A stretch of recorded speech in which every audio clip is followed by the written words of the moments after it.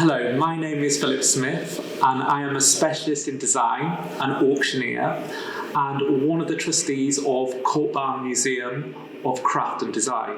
One of my personal highlights of the permanent collection of the Guild of Handicraft Museum is the arts and crafts jewellery, particularly those pieces by Charles Robert Ashby.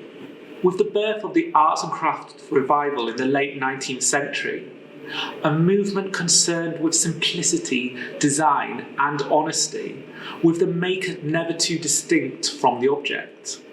The arts and crafts designers led by Ashby foregoed the use of the most valuable gemstones at the centre of their designs, which had been so intrinsic in Victorian jewellery. Gone were the brilliantly faceted diamonds, rubies and sapphires, all uniformly set in gold. Instead, arts and crafts jewellery exemplified the romanticism of the arts and crafts revival and personified the traditions of the movement in the love of detail, rediscovered skills and the importance of use and design. And what we find is simple wirework, metalwork, plain collet setting set with semi-precious stones, and cast flower head design. As the noted biographer of Ashby, Alan Crawford, says, "This is one area of the movement where we find ourselves in a world in which ornament and display, luxury and the nuances of etiquette play the largest part."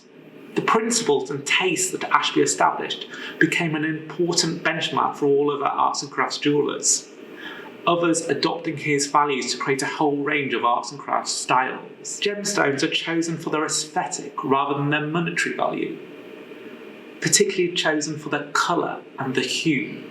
Generally, stones will be left en cabochon, unfaceted, with simple settings, and similarly, pearls were chosen not purely for their form.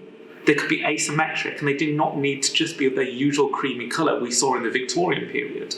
Enameling came back into fashion in the arts and crafts period and became one of the central and foremost features of the jewellery of this period.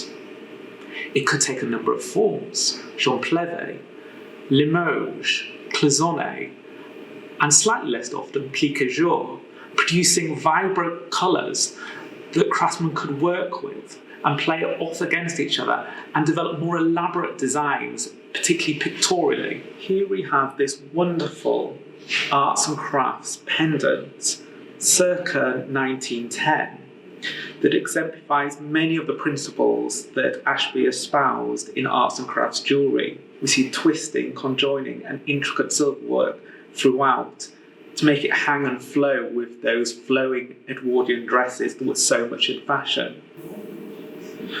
We have a drop at the base set with chrysoprase, left on cabochon, polished, which was the fashion rather than the more fussy faceted stones of the Victorian period. Perhaps most significantly, this central panel shows this revival of enameling, a long lost skill that was last in fashion during the Renaissance period. And what we can see is a galleon motif that is used again and again by Ashby and those around him during the arts and crafts period. Arts and crafts jewellery allowed those with more moderate means to buy pieces, such as the rising middle classes of this Edwardian period. We also find that in the fashion, remember this is the Edwardian period with the free-flowing dresses, full of romanticism and symbolism. And we see this as it's taken up by some of the fashionable elite of the period, including the suffragettes. We see some of this art and crafts jewellery with the colours of the suffragettes, the violet, the white and the green, and with even photographs of some of the leaders, Enameling and Christopher Pankhurst, wearing Ashby pieces. Ashby and the principles of arts and crafts jewellery was influential both within the national movement and, more importantly, internationally. It influenced the American arts and crafts movement, Scandinavian design, the Austrian secession, and people like Josef Hoffmann and the Wiener Werkstätte. And it laid the foundations for a whole generation of arts and crafts jewellers, establishing principles that will be considered way beyond Ashby's lifetime and lay the foundations for the modern crafts movement today.